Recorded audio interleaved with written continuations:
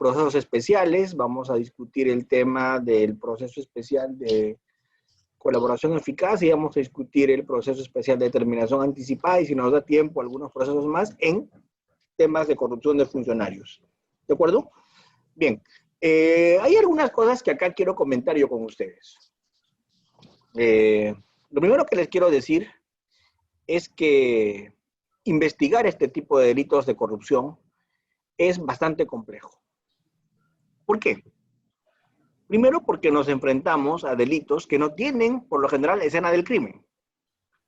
Normalmente, cuando investigamos delitos de sangre, cuando investigamos delitos violentos, nos vamos a investigar delitos que tienen escena del crimen, con lo cual, ¿qué hacemos?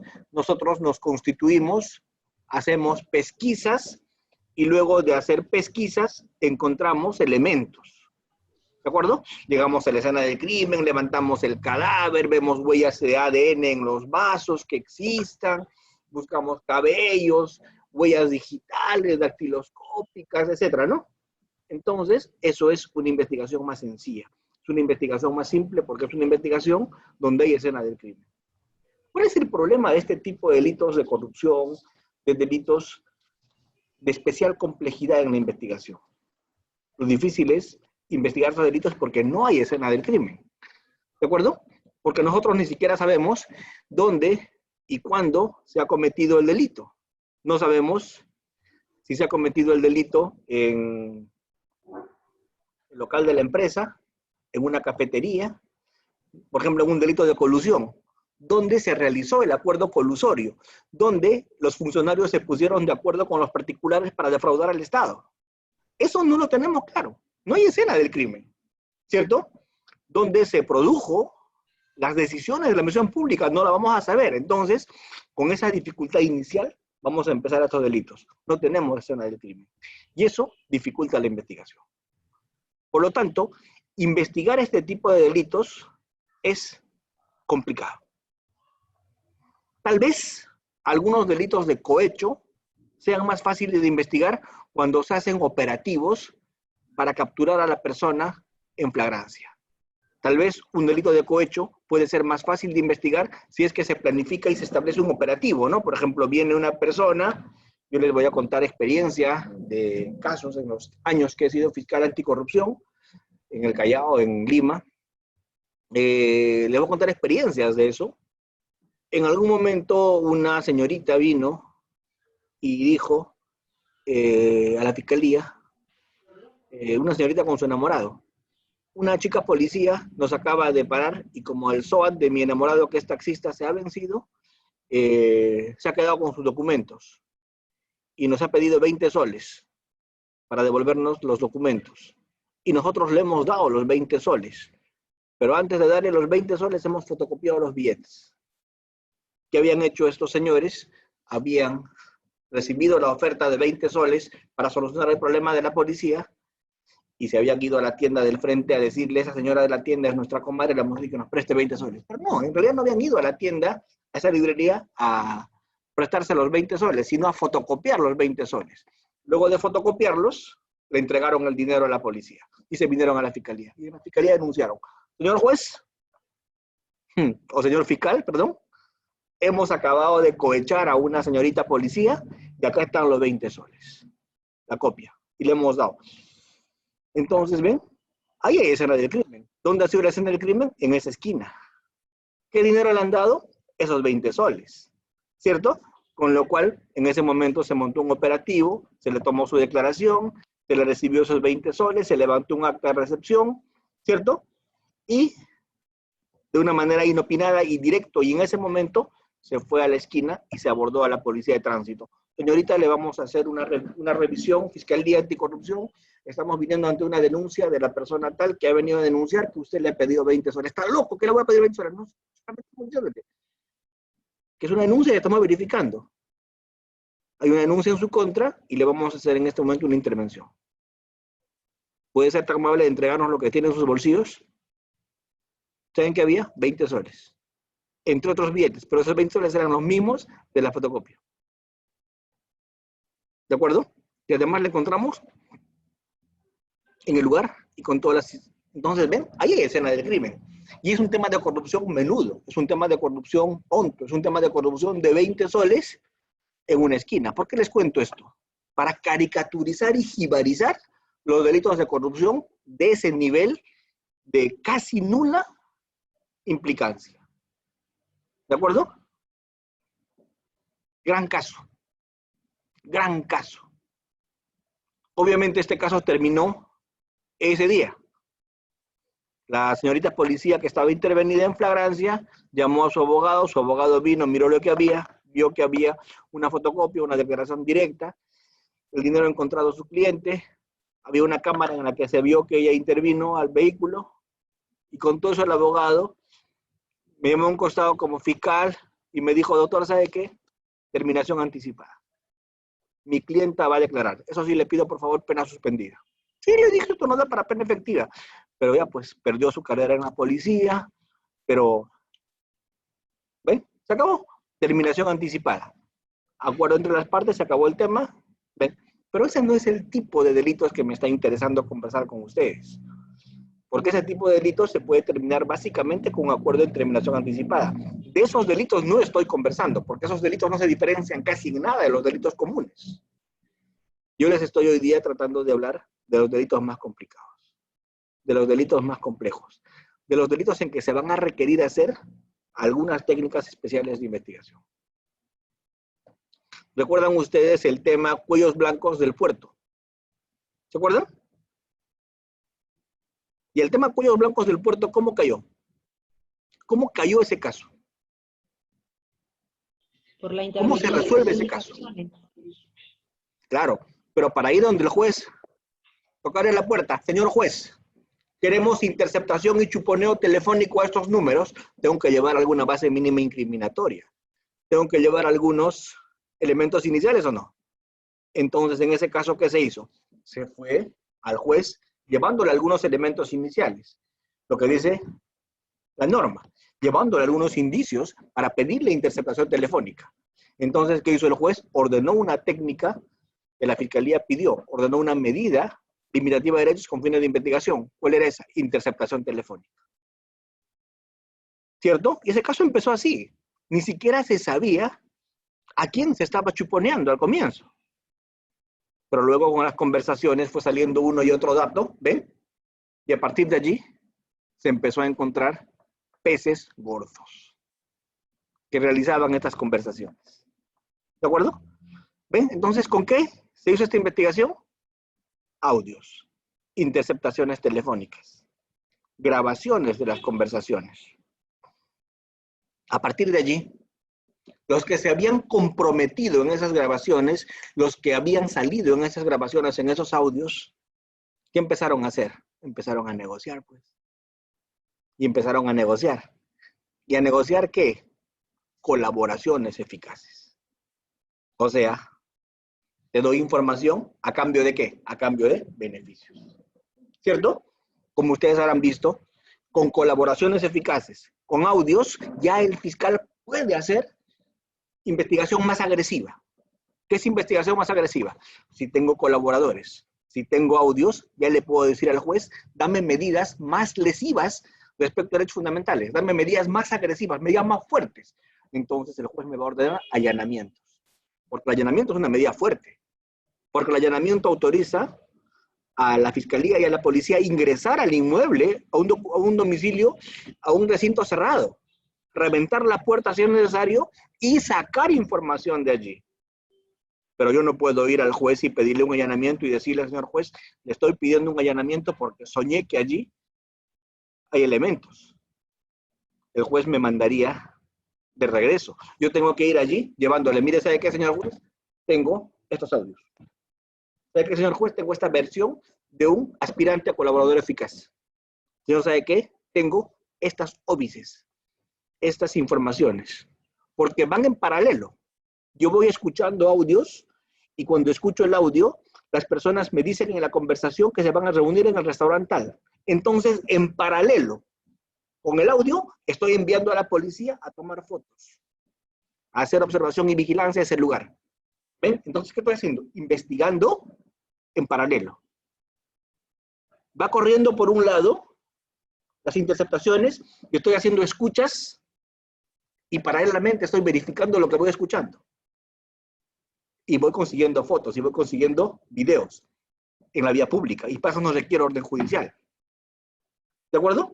Y con eso tengo más elementos o no. Y con más elementos a los que están vinculados me voy donde el juez y les digo, quiero una orden de allanamiento. El allanamiento es al final. ¿Y por qué el allanamiento es al final? El allanamiento es al final por una razón.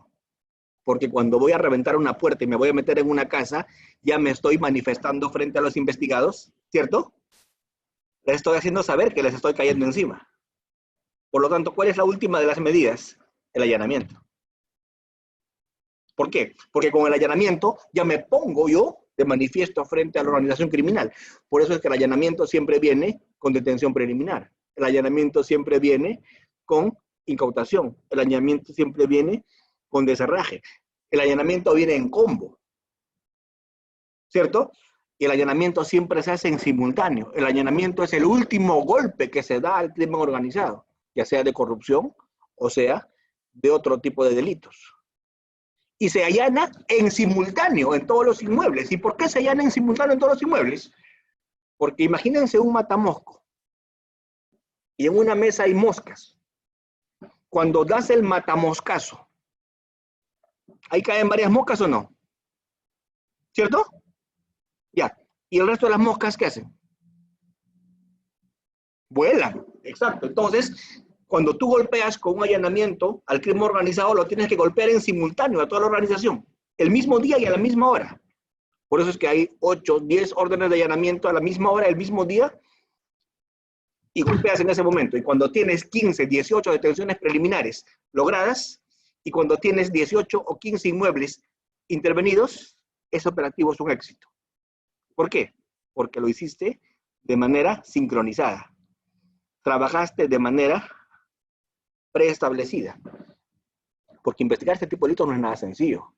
Investigar este tipo de delitos siempre va a generar un especial grado de dificultad, porque requiere planificación, porque requiere estrategia, porque requiere de técnicas especiales de investigación, requiere de medidas limitativas de derechos con fines de investigación, y además requiere de procesos especiales.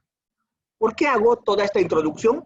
Dirán ustedes, si hoy día al doctor Almanza nadie le ha pedido tocar técnicas especiales de investigación.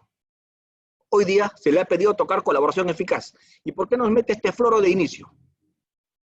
Porque quiero explicarles una cosa. El contexto en el que se hace la colaboración eficaz. ¿De acuerdo? Pregunto, ¿quién colabora con el fiscal? ¿El que está orondo? ¿El que está libre de polvo y paja? ¿O el que se ve perdido? Por lógica, díganme ustedes. El que se ve perdido en el caso. El que se ve perdido, el que ve que está absolutamente comprometido, al que se han metido en su casa y le han encontrado N cosas, al que lo han escuchado en audios, al que le han tomado fotos, al que lo han visto en óbices, ese está perdido. Él sabe que hay mucho en su contra. Entonces, ¿él qué hace? Prefiere negociar. ¿Por qué? Porque ya tiene nada que perder. Entonces, ¿ese qué va a hacer? Ese va a ser lo que se busca hacer en delación, que es intercambio. Te doy información a cambio de beneficios. Entonces, ¿por qué les explico todo esto? Porque yo quiero primero que todo sentar bases para que ustedes entiendan en qué momento se hace una negociación en colaboración eficaz. ¿Y qué es lo que hubo antes de esa negociación en colaboración eficaz? Nadie negocia si se sabe limpio. Nadie negocia si cree que en su contra no hay nada. La gente decide negociar en terminación anticipada. La gente decide negociar en colaboración eficaz cuando la gente sabe que tiene una situación bien comprometida. Ahí negocia. ¿Cierto? Entonces, ¿cuál es el primer presupuesto para una colaboración eficaz o para una terminación anticipada? Que la investigación esté lo suficientemente avanzada como para que al investigado no le queden mayores opciones. Como para que el investigado evalúe seriamente esa posibilidad, porque de no darse seriamente esa posibilidad, puede haber su libertad en peligro. ¿De acuerdo? Ahí es que va a decidir negociar. ¿Sí? Entonces, ¿qué es la colaboración eficaz? Primer tema de la noche. La colaboración eficaz es un proceso especial. ¿De acuerdo? Un proceso especial. Así como hay un proceso común, un proceso en el proceso del Código Procesal Penal del 2004, ¿cierto? El proceso penal común, ¿sí? Hay también procesos especiales, ¿cierto? Y esos procesos especiales son terminación anticipada, colaboración eficaz, ¿cierto? Procesos de altos funcionarios. Son procesos especiales que se van a aplicar para esos delitos. Terminaciones, colaboraciones, procesos de altos funcionarios. ¿Y por qué se van a aplicar también procesos de altos funcionarios? Porque muchos de los corruptos en este país son aforados.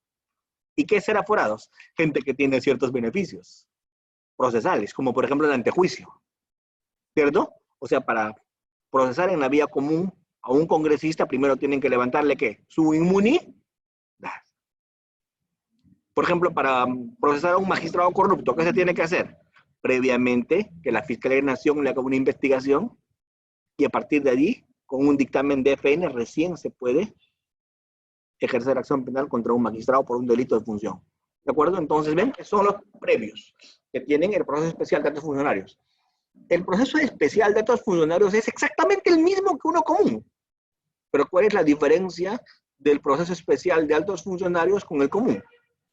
Que el proceso de altos funcionarios tiene un previo, un antes de, un previo. ¿Ven?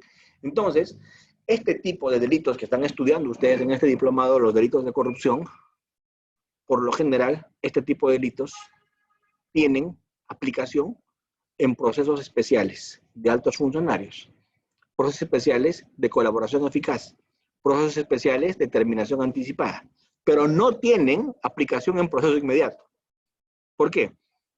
Porque todos estos casos de corrupción tienen penas graves y son investigaciones complejas y el proceso inmediato está prohibido realizarse en casos en los cuales hay investigaciones complejas y además hay penas elevadas. El proceso inmediato, según lo que haya dicho la Suprema de manera reiterada, está para temas sencillos, está para temas con pena mínima y además está para temas que tienen prueba evidente. ¿De acuerdo? Y acá no es tan así la cosa en este tipo de delitos. Entonces, los procesos que se van a aplicar son los que he mencionado y no los otros, ¿no? Y menos, pues, procesos de faltas, porque ningún funcionario comete faltas. Todo lo que los funcionarios cometen son delitos. ¿De acuerdo? Y tampoco procesos de seguridad y menos procesos que tengan que ver con acción privada, porque estos delitos son de acción pública. Así que los únicos procesos aplicables a este tipo de delitos son el proceso común y en procesos especiales se aplica altos funcionarios, se aplica terminaciones anticipadas y se aplica colaboración eficaz. Nada más. Esos son los únicos procesos especiales aplicables a este tipo de delitos. ¿De acuerdo? El de altos funcionarios, ya lo expliqué, es un tema muy sencillo, es simplemente el proceso común más algunos previos. Y algunos previos dependiendo de quién, dependiendo del otorongo, iba a decir, dependiendo del funcionario. Si es alto, muy alto o medio funcionario. ¿De acuerdo? Y dependiendo de eso, se le va a hacer un trámite previo al proceso común. Por lo demás es lo mismo. Y la otra característica de los procesos de altos funcionarios es que lo van a juzgar siempre sus pares. ¿Por qué? Porque no puede investigarlo ni puede procesarlo alguien de menor jerarquía, ¿verdad? Imagínense a un juez supremo que lo investigue un juez penal. No se podría. ¿De acuerdo? Entonces siempre se les va a investigar según su jerarquía, para evitar también el tema de presiones, ¿no? Para eso es la idea. Muy bien, y ahora sí, hecha toda esta introducción, entramos al tema que me ha traído hoy día, que es el proceso penal especial de colaboración eficaz. No sé si me permites, Henry, compartir mi pantalla. Henry, ¿estás allí? Sí, doctor, ahorita lo compartirá, por favor. Ya, por favor, permítame compartir la pantalla para pasarles. Vamos a ponerle a usted como administrador. Para pasarles algún video. He traído las clases de un profesor y les voy a poner para que lo escuchen a él. Listo, doctor. Listo, doctor, ya está. Ok, no, mentira, ya está. Entonces vamos a hablar Primero, del proceso de determinación anticipada. Esto es rapidísimo. El tema de determinación anticipada lo vamos a tocar en una.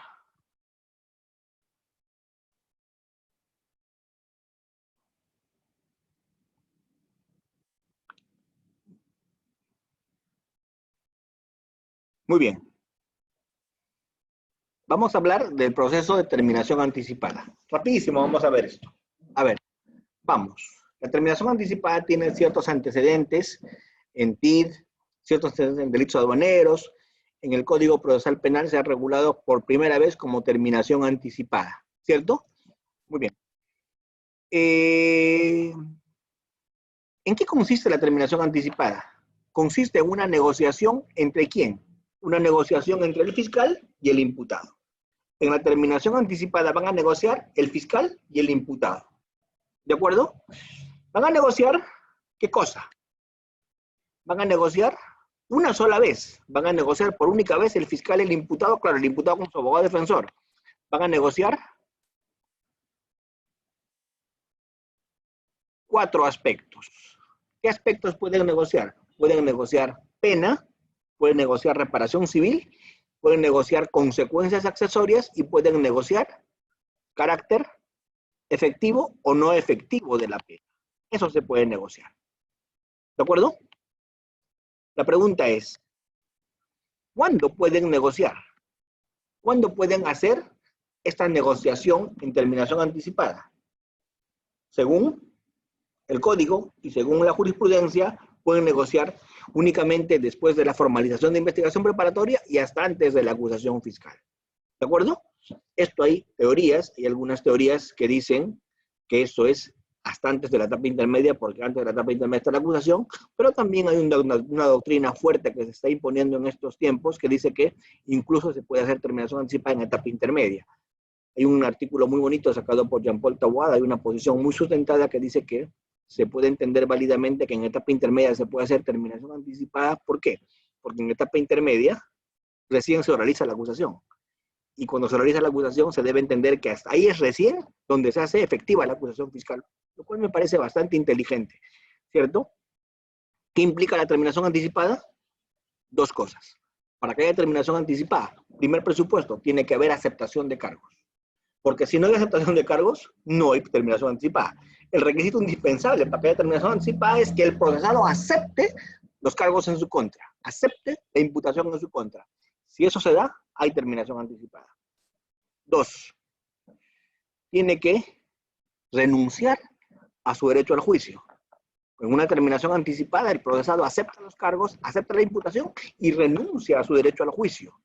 Porque todos tenemos derecho a un juicio oral, público y contradictorio. Y cuando un procesado hace terminación anticipada, renuncia a su derecho al juicio. ¿De acuerdo? ¿Sí? Y por haber renunciado a su derecho al juicio y por haber aceptado los cargos, se hace acreedor a un premio. ¿Y cuál es el premio en terminación anticipada? El premio en terminación anticipada es 1/6 de la pena concreta. Si la pena concreta es 8 años, o 6 años, o 12 años, ¿cuál será 1/6? Ya ustedes sacan su calculadora y ven, ese es el 1/6 que se hace acreedor como premio por terminación anticipada. Muy bien. Lo normal es que para una determinación anticipada tengan que haber reuniones. Lo normal es que tengan que haber reuniones. ¿Reuniones entre quiénes? Entre los que van a negociar. Pues si quienes negocian, procesado, con su abogado, con el fiscal.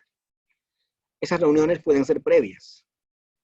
Se llaman reuniones informales de negociación. Una determinación anticipada generalmente tiene varias reuniones. Hay un acercamiento entre la Fiscalía y la Defensa y vamos discutiendo. Y normalmente, cuando ya se tiene un acuerdo, vamos donde el juez y le pedimos una audiencia de terminación anticipada. Pero esa audiencia es por única vez, no se puede pedir 2 veces en un proceso, por única vez. Por lo general, para no quemar esa única bala que tenemos, la Fiscalía y la Defensa de negociar, es que se recomienda que cuando se pida la audiencia de terminación anticipada ante el juez, es porque ya tenemos un acuerdo. Y un acuerdo arribado en reuniones preparatorias informales. ¿De acuerdo? ¿Dónde se hacen esas reuniones informales? ¿Dónde se hacen? En el local de la Fiscalía debería ser. O también tal vez en el penal. O de repente en una sala de audiencias en el Poder Judicial. Pero sería absurdo hacer esas reuniones informales en un bar, ¿no? Un restaurante, comiendo un cevichito. Esto más bien Es una reunión ya demasiado informal, que ya se prestaría hasta hablar de corrupción, ¿cierto? Entonces, no, tampoco, ¿verdad? ¿Cuántas veces hay reuniones informales? Las que sean necesarias. Puede haber reuniones informales 5, 10, 15 veces, no es problema, hasta que la Fiscalía y la Defensa lleguen a un acuerdo. ¿Quiénes se tienen que reunir? Los que son relevantes para el acuerdo. ¿Y quiénes son relevantes para el acuerdo? Fiscalía y Defensa y procesado. Son los únicos que son relevantes para el acuerdo. Doctor, ¿y el actor civil? El actor civil tiene voz el día de la audiencia, pero no tiene voto. Con su voz se sentencia. Y si no le gusta el monto de reparación civil, apela, ¿no? ¿De acuerdo? El actor civil no tiene voto, tiene voz. Y esta negociación de responsabilidad penal en terminación anticipada, cuando ya se arriba a un puerto, se pide una audiencia. Y esa audiencia es por única vez. Y cuando esa audiencia es por única vez, en esa audiencia vamos donde el juez y le decimos al juez, hemos llegado a un acuerdo de terminación anticipada y queremos pues que nos lo homologue, que nos lo apruebe. Y ese acuerdo tiene que comprender estos 4 rubros: pena, reparación civil, consecuencias accesorias y el carácter efectivo o no de la pena. Esos rubros tiene que comprender el acuerdo. ¿Sí? Muy bien. ¿Cómo es la audiencia? Se hace el pedido de terminación anticipada, se traslada a las partes por 5 días para ver la procedencia y la pretensión y se convoca audiencia. En esa audiencia, ¿quiénes son los obligatorios que tienen que estar? Para empezar, es una audiencia privada, no es una audiencia pública, la audiencia de terminación anticipada. La audiencia de terminación anticipada es una audiencia privada. ¿Quiénes tienen que estar? Las partes. Fiscal, imputado, defensor, actor civil y tercero civilmente responsable. A ellos se les convoca, a partes. Pero ¿quiénes son partes obligatorias? Que si esa parte no va, no hay audiencia. Los que están en azulito, el fiscal, el imputado. Doctor, ¿y si no va a la audiencia el actor civil, el tercero civilmente responsable? No interesa. Los obligatorios son el fiscal y el abogado defensor. ¿Cómo es la audiencia? La audiencia es, según lo que ustedes ven en verdecito. La audiencia funciona así. Lo primero es la audiencia. El fiscal expone los cargos. Señor juez, los cargos que el fiscal tiene son A, B, C, D, F, G. Ya está, son los cargos. A partir de ahí, al procesado se le dice, señor procesado, ¿acepta usted los cargos? Sí, acepto. Y ahí interviene el juez. ¿Para qué interviene el juez? Para hacerle saber y decirle, mira, ojo, acaba de aceptar los cargos. Mira, aceptación de cargos implica renuncia al juicio. Implica que acá termina. Y esto que se va a resolver acá es cosa juzgada. ¿Eres consciente de eso? Sí, señor. Muy bien. Interviene el imputado. Luego que el juez le ha hecho saber los alcances del acuerdo de terminación anticipada, que implica, interviene el imputado y acepta, ¿no? Y a partir de allí, recién se le escucha a quién, a las demás partes procesales. Al actor civil, al tercero civil. Quienes tienen voz, pero no tienen voto. Y ahí se negocia recién entre la Fiscalía y la Defensa pena y reparación civil. Pero como casi siempre, en el 99% de los casos, la Fiscalía y la Defensa ya van con un acuerdo previo, ya no tienen nada que negociar en ese momento, porque ya han ido con un acuerdo previo, ¿cierto? ¿Y qué hacen? Nada más se lo sustentan al juez. El fiscal le sustenta al juez el acuerdo previo que han arribado. ¿Qué hace el juez con el acuerdo previo? El acuerdo negociado, el juez lo tiene que aprobar o desaprobar. Y el juez, cuando lo aprueba, hay sentencia probatoria y terminó el tema. Y cuando lo desaprueba, se continúa el proceso. ¿De acuerdo? Se continúa el proceso. ¿Qué tiene el juez que decidir cuando va a aprobar el acuerdo? Voluntad de las partes, comprensión de los alcances, legalidad. Porque no puede darse un beneficio muy por debajo o muy por encima del que la ley permite. ¿De acuerdo? Las consecuencias asumidas del imputado. Porque ahí el juez tiene que hacer ese control de legalidad. Y finalmente, en terminación anticipada, se puede realizar una impugnación. ¿Por quién? ¿Quién puede impugnar una terminación anticipada? Una terminación anticipada puede impugnar, ¿sí? Los que no han estado en el acuerdo o los que no han sido parte del acuerdo. Ellos pueden impugnar una terminación anticipada. Pero una terminación anticipada jamás va a ser impugnada. Una terminación anticipada no podría ser impugnada por los que participaron en el acuerdo que arribaron a un acuerdo. Es absurdo. Los únicos que podrían impugnar una terminación anticipada son los demás sujetos procesales, esto es, los que no participaron en el acuerdo. ¿Y sobre qué? Sobre lo que les toca a ellos. El actor civil podrá impugnar la reparación civil, pero jamás la pena, porque no le interesa, no es su tema. ¿Cierto? Y el superior va a verificar esto en la apelación. Muy bien. Con eso terminamos el tema de la terminación anticipada, ¿sí? Y entramos al tema que más les interesa seguramente a ustedes, que es el tema de la colaboración eficaz. Pero antes de irme de terminación anticipada, quiero preguntarles si tienen alguna consulta sobre terminación anticipada.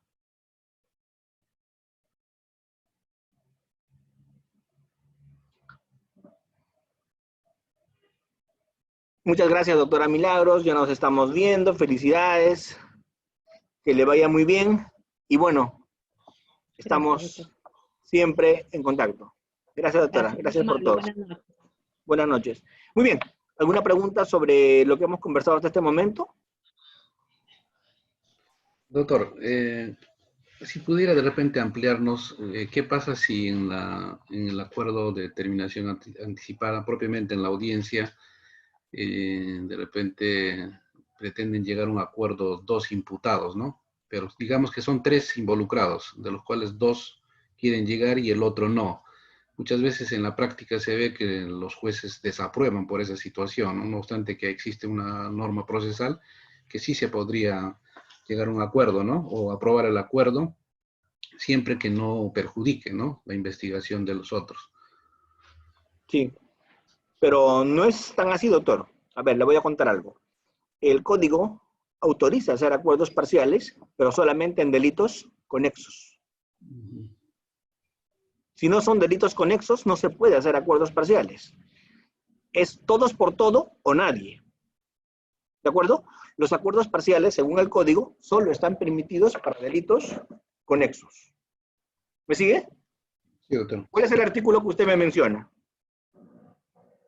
Porque yo no conozco ningún artículo del código que permita lo que usted me acaba de decir. A menos que usted me lo lea y yo me retracto públicamente. Dale, bueno.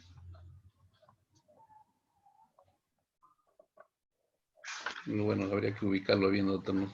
6, 4, 6, 8. Porque mientras usted lee su artículo, yo puedo leer el mío, si quiere. ¿Quiere que lea yo el mío? Claro, doctor. Yo voy a leer el mío, ¿ya? Mire, el 468 y siguientes regulan la terminación anticipada. ¿Y sabe lo que dice el código? Le voy a leer.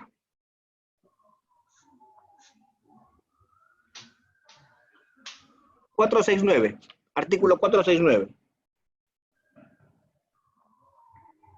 Dice, y le voy a leer lo que dice el código, 469, y dice así, dice, en los procesos por pluralidad de hechos punibles o de imputados, cuando son varios procesados, se requiere el acuerdo de todos los imputados y por todos los cargos. O sea, lo que te había dicho hace un momento, todos por todo, o nadie, ¿cierto? Y dice, sin embargo, el juez puede aprobar acuerdos parciales si la falta de acuerdo se refiere a delitos conexos. Lo que le había dicho también, delitos conexos, y en relación con otros imputados. Salvo que ello perjudique la investigación o si la acumulación resultara indispensable. Ese es el artículo que existe vigente. Yo no conozco otro. Ese es el que existe vigente. Dice que me dice, es o todos por todo o nadie. Solo se pueden hacer acuerdos parciales en delitos conexos. ¿Cómo es eso, de delitos conexos? Imagínate que los tres fulanos ingresan a robar al grifo. ¿De acuerdo? Los tres fulanos ingresan a robar al grifo. Y los tres roban el grifo. Respecto del robo del grifo, o aceptan los tres o nadie. Todos por todo o nadie. ¿De acuerdo? Pero ¿qué pasa si cuando están saliendo del grifo y han terminado de robar, uno de los tres viola a la grifera? Por la violación de la grifera va a responder solo el que la violó, porque no estaba en el plan inicial ni hay coautoría respecto de la violación.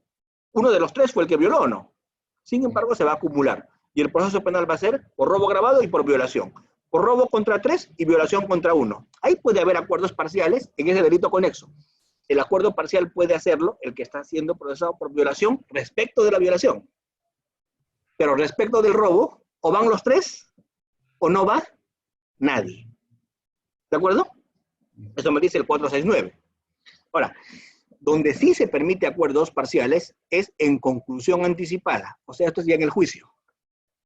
Ahí sí se permite acuerdos parciales. Ahí sí, cuando ya empezó el juicio, pueden acordar 2 y 1 decir que no.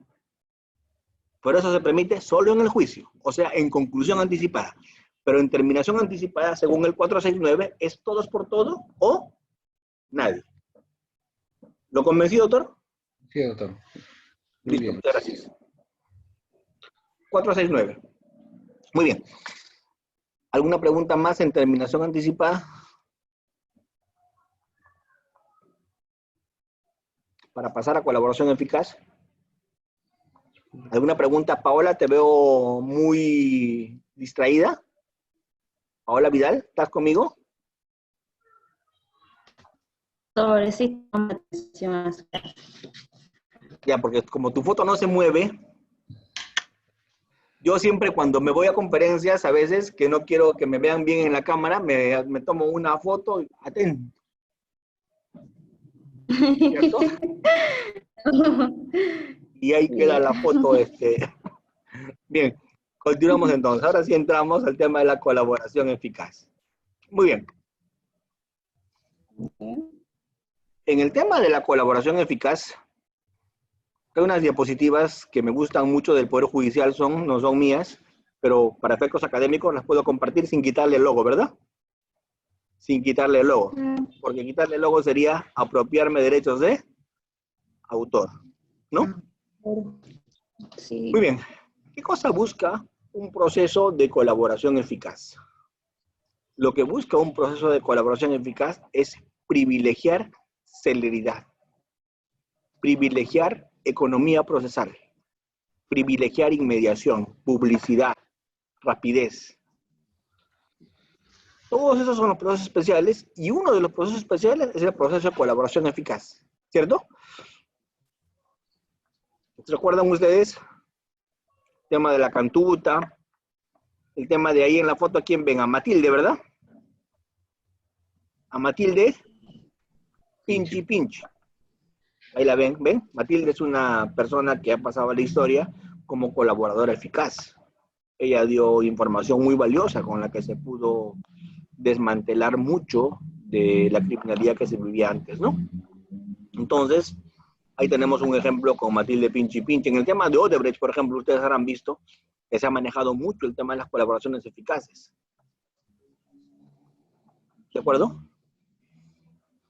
No es la primera vez en el Perú que se están ampliando y se están haciendo colaboraciones eficaces. Hay leyes anteriores que se han venido dando en temas de terrorismo, en temas de crimen organizado, en temas de delitos aduaneros, ¿cierto? Con lo cual, la colaboración eficaz regulada hoy día en el decreto legislativo 957 del Código Procesal Penal, la modificación del 1301 y del Decreto Supremo 07 del 2017 no es una novedad. Esto ya se ha venido dando en el Perú, lo que se han hecho es ciertos ajustes, nada más. Pero este proceso especial de colaboración eficaz ya se ha venido dando siempre. ¿De acuerdo? Esta colaboración eficaz es una negociación, ¿con quién? Con delincuentes, hay que decirlo así. En el proceso de colaboración eficaz se negocia con delincuentes, y ni siquiera con cualquier delincuente. Se negocia con un delincuente delator, con un delincuente que va a sindicar, que va a dar información respecto de sus pares. O sea, además un delincuente que va a traicionar a sus pares. Entonces, ¿acá qué estamos hablando? Estamos hablando técnicamente de un sapo, ¿no? Alguien que va a sapear a su gente. Por lo tanto, este proceso de colaboración eficaz es un mal necesario, porque la ética, la moral, no va a respaldar el proceso de colaboración eficaz. Según la ética, según la moral, quien comete un delito debería pagarlo. Pero según la colaboración eficaz, quien comete un delito no necesariamente recibe una pena. Quien comete un delito nunca pisa la cárcel a veces. Quien comete un delito recibe un premio por haber cometido un delito. Es más, el que comete un delito hasta resulta beneficiado con su delito en colaboración eficaz. Pero eso no es ético, eso no es moral, eso no es justo. Sí, pues no es ni ético, ni moral, ni justo. La colaboración eficaz no se basa ni en ética, ni en moral, ni justicia. La colaboración eficaz se basa ¿en qué? En análisis económico del derecho. La colaboración eficaz se basa en el principio de costo-beneficio. Costo-beneficio. ¿Qué me conviene más? Un tipo que la libre y a cambio de librarla me consiga 5 tipos, ¿qué me conviene más? ¿5 en la cárcel o 1 preso? ¿Ven? Costo, beneficio. ¿Qué me conviene más? ¿Prueba que me tumbe 5 o 1 en la cárcel? ¿Ven? Costo-beneficio. ¿Qué me conviene más? ¿Un tipo en la cárcel o dinero repatriado? ¿Ves? Entonces, ¿cuál es el fundamento? ¿Cuál es el basamento de un proceso de colaboración eficaz? El principio de costo-beneficio. Justicia penal negociada. ¿Para qué? Para perseguir eficazmente la delincuencia. ¿Y por qué? Por lo que les había comentado al comienzo. Y cuando yo les había comentado al comienzo, les había dicho, en este tipo de procesos de colaboración eficaz, yo tengo que realizarlos cuando hay pruebas de difícil consecución, cuando hay información a la que no voy a llegar de manera fácil. ¿Por qué? Por la dificultad de estos delitos, porque estos delitos se cometen de manera clandestina, porque estos delitos no tienen escena del crimen, porque estos delitos tienen mucha dificultad en cuanto a su investigación. Entonces, necesitamos hacer salidas de este tipo, salidas negociadas. Necesitamos cometer este tipo de acciones. El Estado tiene que hacerlo, porque no hay otra forma inventada hasta hoy día para combatir este tipo de criminalidad que no sea negociando a cambio de beneficios, negociando a cambio de premios, negociando a cambio de incentivos. ¿De acuerdo? A la persona que tiene una información a la que yo no voy a poder llegar con facilidad, ¿qué toca hacer? Decirle que me dé su información y yo a cambio le voy a dar un beneficio. Eso es la colaboración eficaz. Información que yo como fiscal sé que no voy a poder conseguir fácilmente. Información de difícil o imposible consecución. Y frente a esa información de imposible o difícil consecución, antes de que se caiga el caso, antes de que no se logre establecer lo que pasó, antes de que no se logre recuperar los activos, antes de que no caiga la organización criminal en su totalidad, ¿qué prefiero? Negociar. ¿Negociar con quién? Con los que ya tengo capturados, con los que ya tengo centrados. ¿Para qué? Para darles beneficios a cambio de información. ¿Cierto? Entonces, eso es el tema. Acuerdos basados en consenso. ¿Con quién se puede negociar? Se puede negociar con investigados, se puede negociar con procesados ya, y hasta se puede negociar con sentenciados. No hay problema en eso. Con todo se puede negociar. Todo lo que pasa es a cambio de ¿qué? Un incentivo.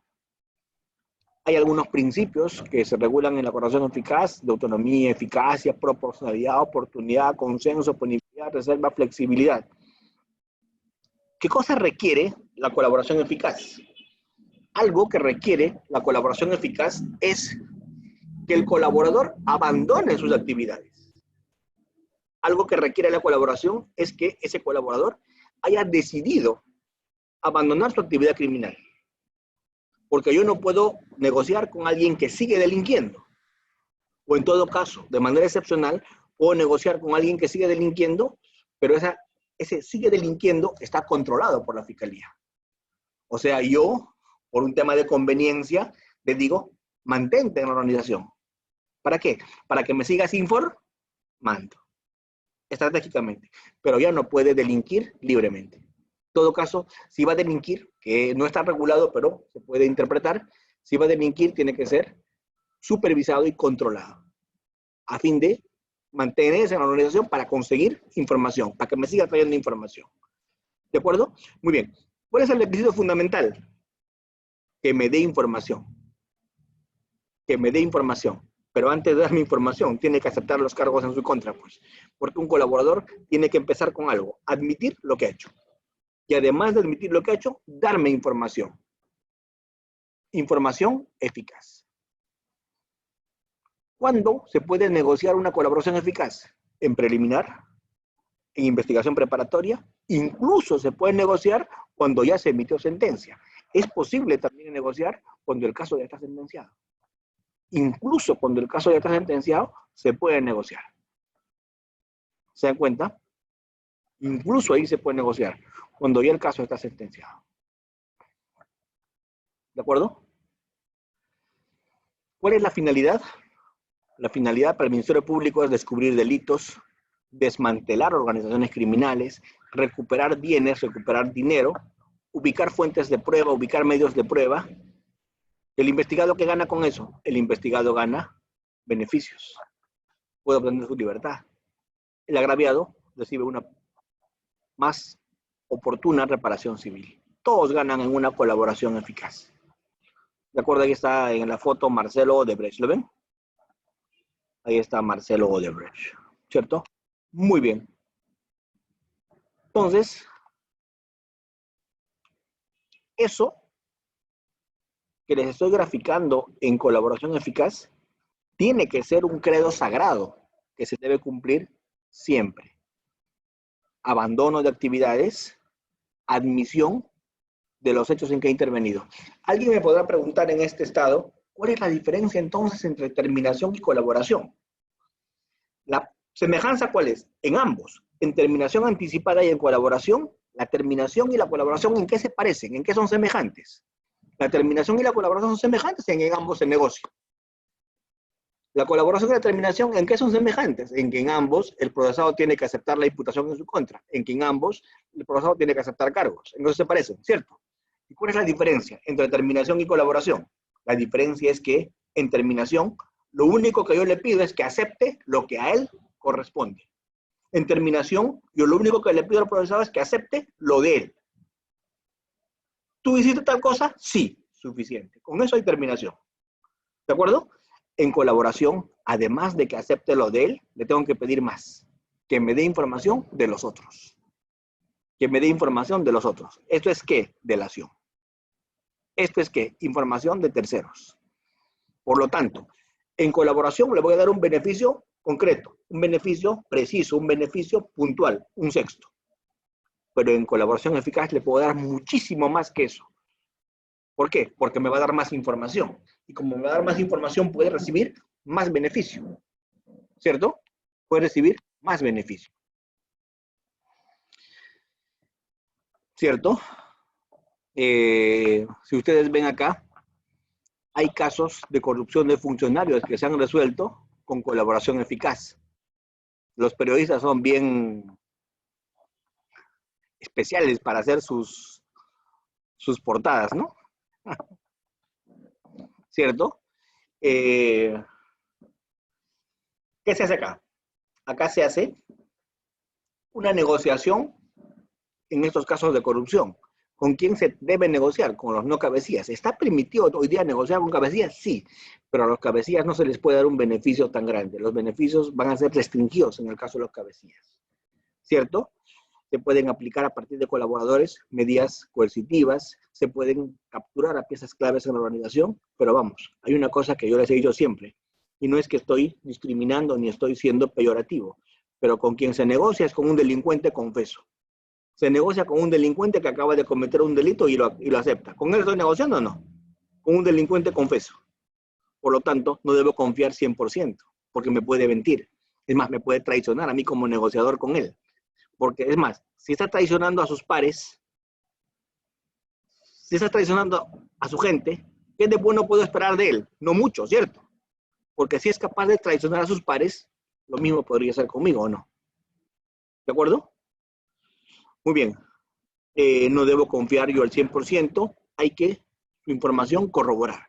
La clave en colaboración eficaz es la corroboración de la información. La clave es la verificación de la información. La clave es no confiar al 100% en su información. Y también darle protección. Porque en el AMPA, cuando un delincuente sapea, cuando un delincuente vende, cuando un delincuente delata a sus pares, no es que le pasan un memorándum de llamada de atención, ¿o sí? ¿Qué ocurre cuando un delincuente sapea, cuando un delincuente vende a sus pares? ¿Le pasan un memorándum de llamada de atención? ¿O cómo lo sancionan?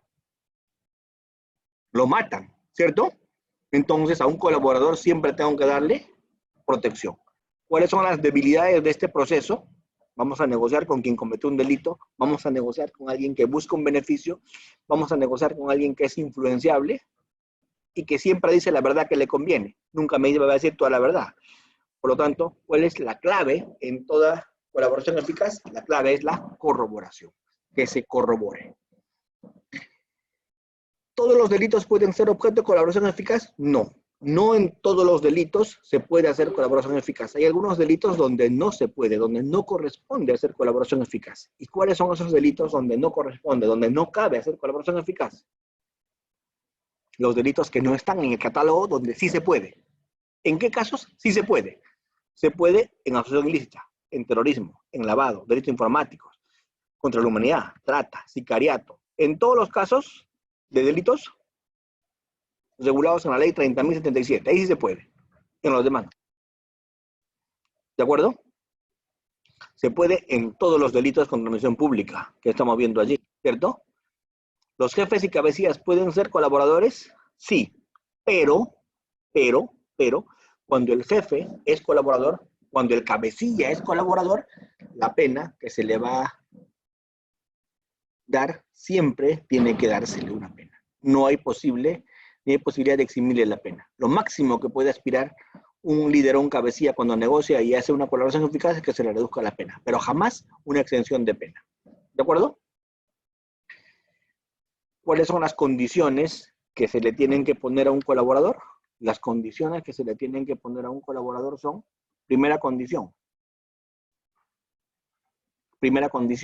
no cometer nuevo delito dentro de los siguientes 10 años. Y ciertas condiciones especiales, ¿como cuáles?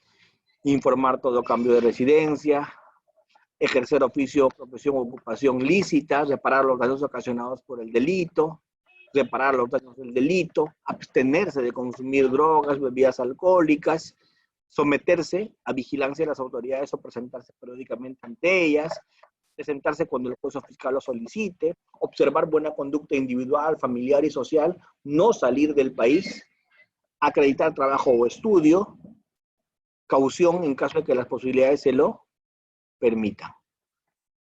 El colaborador puede acceder a muchísimos beneficios. ¿A qué beneficios puede acceder? A exención de pena, a disminución de pena, a suspensión de ejecución de pena, a remisión de pena. A todos esos beneficios puede acceder el colaborador. ¿Pero qué? El colaborador puede acceder a todos esos beneficios, pero con una condición: que haya proporción con la información que da. Siempre tiene que ser el beneficio proporcional con la información que da. Cuanto más información da, mayor beneficio se le otorga. ¿Sí? ¿Qué información queremos? La que está ahí. La que ustedes pueden leer. Si ustedes pueden leer en la presentación que les estoy haciendo, se puede pedir al colaborador información, se le puede premiar por información que tenga que ver con ¿qué? Evitar continuidad del delito, disminuir magnitud del delito, conocer circunstancias en que se planificó el delito, identificar autores o partícipes de un delito, entregar instrumentos o ganancias. Miren, toda esa información es la que nos interesa. Toda esa información es la que queremos que un colaborador entregue. Y a cambio de esa información se le va a dar un beneficio. La información es múltiple. Toda esa información se le puede pedir al colaborador. ¿Cierto? Y ahí, cuando se corrobora, ¿cierto? Cuando se corrobora, se suscribe el acta con el colaborador, con el beneficio acordado, ¿cierto? Y a partir de ahí, recién se va a hacer las fases de la colaboración eficaz. ¿Cuáles son las fases de la colaboración eficaz? Primera fase es una fase de calificación. ¿Qué es eso? Ahí estamos ante un aspirante a colaborador. Una persona viene, se presenta ante el fiscal y quiere ser colaborador eficaz. Entonces, primera fase, calificación. Se califica si cabe o no cabe. Si está en el catálogo de delitos que se pueden o no se pueden someter a colaboración eficaz. Si acepta o no los cargos, se califica. Si es que su información que me da es relevante o no. Imagínate que el colaborador venga donde el fiscal y le ofrezca una información que el fiscal puede conseguir. Imagínate que el colaborador le ofrezca una información al fiscal que el fiscal puede conseguir. El fiscal le dirá, tu información no me interesa, porque tu información, con mi investigación, puedo llegar. A esa información yo voy a llegar con mi investigación. No me interesa. ¿Cuándo es que el fiscal se interesa en hacer una colaboración eficaz? Cuando la información que le van a dar es de difícil o imposible consecución. Ahí el fiscal se va a interesar en negociar. Si no, no. Si no, ¿qué le importa negociar? Él va a negociar cuando la información es de imposible o difícil consecución.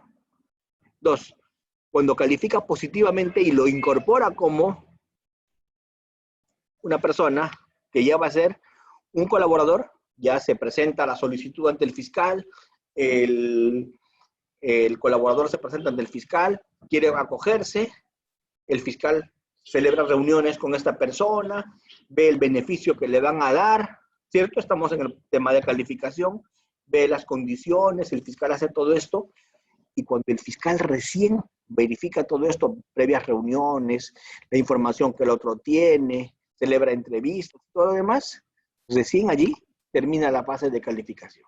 Eso es calificación.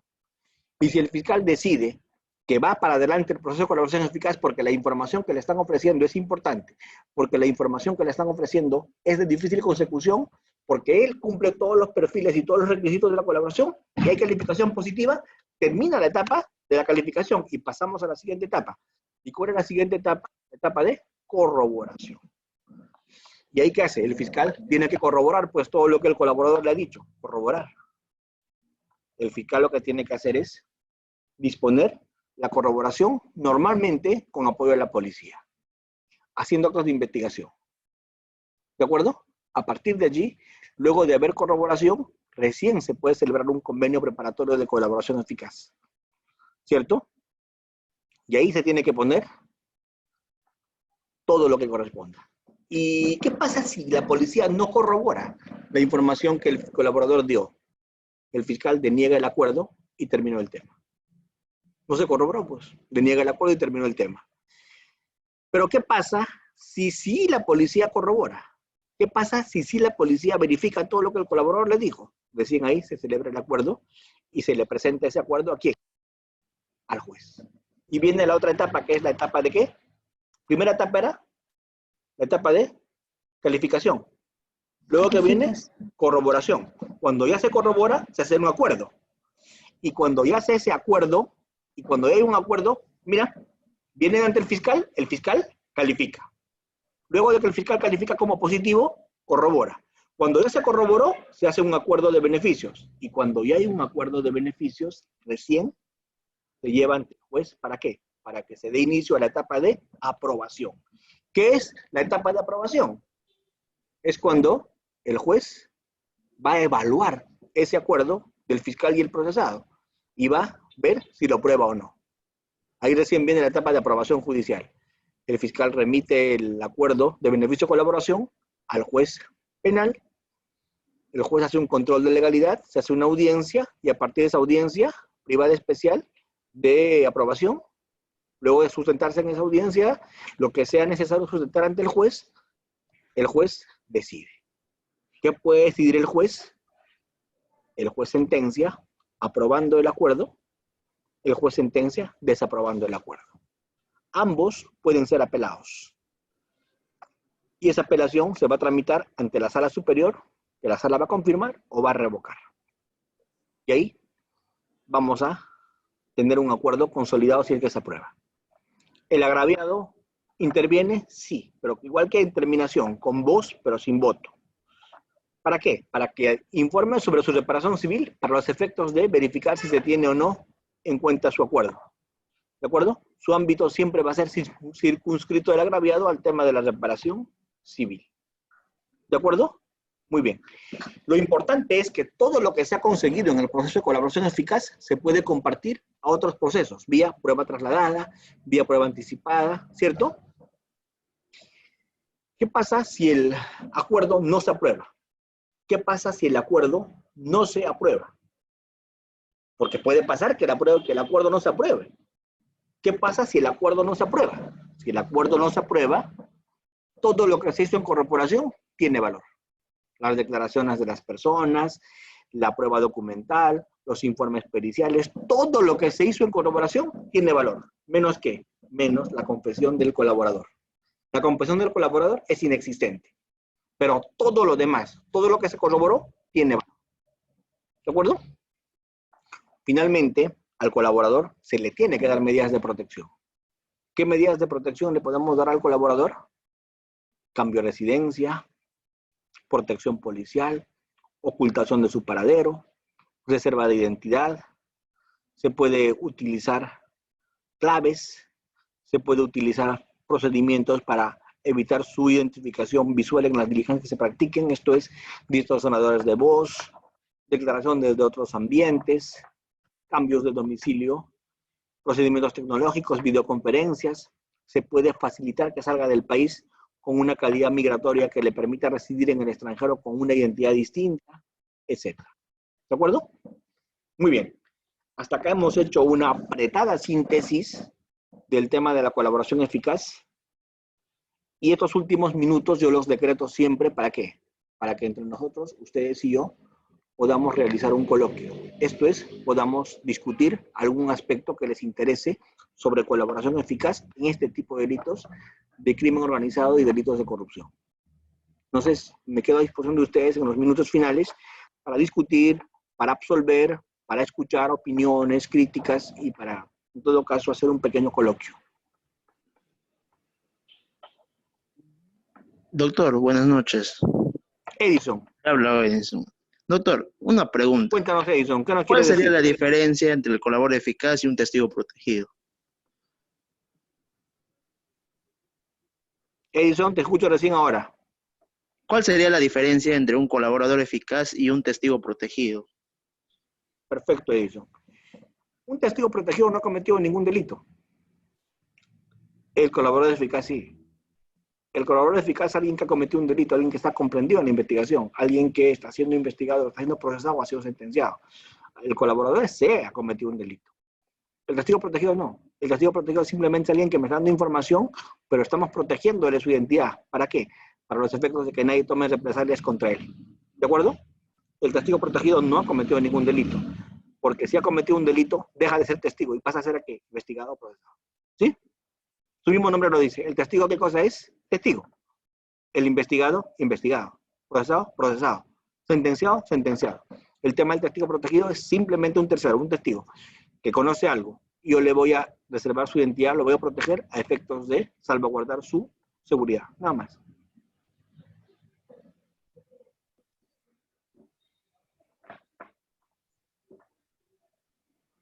Cuéntenme, doctores. Otra consulta, doctor, a ver si no hay... No, con todo gusto, adelante. Doctor, ¿el colaborador eficaz puede seguir colaborando a pesar de recibir una sentencia desde la cárcel? ¿Puede seguir colaborando para reducción de penas en otros hechos? O sea, en otros casos. Es discutible. Es discutible. Porque eso no está regulado de manera expresa en la ley. Han habido casos, sí. ¿Qué pasa? El colaborador eficaz se fue al penal con una pena reducida. A cambio, los beneficios le dieron una pena reducida. Y él se fue al penal a cumplir su pena reducida. ¿De acuerdo? Con lo cual está cumpliendo una pena reducida en el penal. Es un colaborador que está cumpliendo una pena reducida. Pero en el penal se entera de ciertas cosas. Entonces, ¿qué puede hacer? A partir de ahí se puede renegociar con él. Y se puede hacer un nuevo acuerdo de colaboración eficaz. Pero es un nuevo acuerdo respecto de otros hechos. ¿Cierto? ¿A cambio de qué? A cambio de nuevos beneficios. Nuevos beneficios. Atendiendo a la calidad de su información. Porque no te olvides de una cosa. Los beneficios que se le aprobaron inicialmente es por lo que dio inicialmente y por lo que él en ese momento sabía. Pero ¿qué pasa si en el penal se enteró de otras cosas más? ¿Puede pasar o no? ¿Ya? Entonces eso sería en materia de un nuevo acuerdo de colaboración eficaz. Yo me acuerdo de un caso que te lo voy a contar, pero que no tiene mucha base legal, pero sí se hizo. Hubo un tema de la muerte de unos cambistas. Los cambistas fueron muertos, y cuando fueron muertos esos cambistas, un tipo del penal llamó a la fiscalía y dijo, estoy llamando del penal, tengo información sobre ese asalto. En ese asalto habían testigos, 3 testigos vieron el asalto y la muerte de los cambistas, 3 testigos. Pero ¿saben qué? Los testigos le vieron la cara a los delincuentes, pero no lo pudieron identificar. ¿Se entiende? Los testigos le vieron la cara, pero no lo pudieron identificar porque no lo conocen, pues es un delincuente al que le veo la cara, pero no lo conozco, ¿cierto? Entonces, tampoco habían cámaras de video. Por lo tanto, ¿qué tenía la policía allí? ¿Qué tenía la fiscalía? Tenía 3 testigos que han visto, pero que no saben quiénes son. Es más, la policía dibujó unos identikits retratos hablados. ¿Sí? Era lo que había. En eso del penal entró una llamada. Y la llamada del penal, ¿qué dijo? Dijo, señor fiscal, tengo información de ese asalto. Yo sé quiénes han sido. ¿Por qué? Porque uno en el penal se entera de cosas. Yo me enteré. Ese es el típico caso de un colaborador, no testigo, sino colaborador e informante. Ese colaborador no es testigo de nada, no puede testificar nada, porque él no ha visto nada, ¿cierto o no? Entonces hay dos tipos de colaboradores, colaborador testigo y colaborador informante. ¿Y este qué cosa era? Este era un colaborador informante. Yo no vi nada, pero me enteré de algo. Y te lo puedo contar, tal vez te sirva. Típico, colaborador informante. A ese no lo voy a poder llevar como testigo porque no ha visto nada, estaba preso.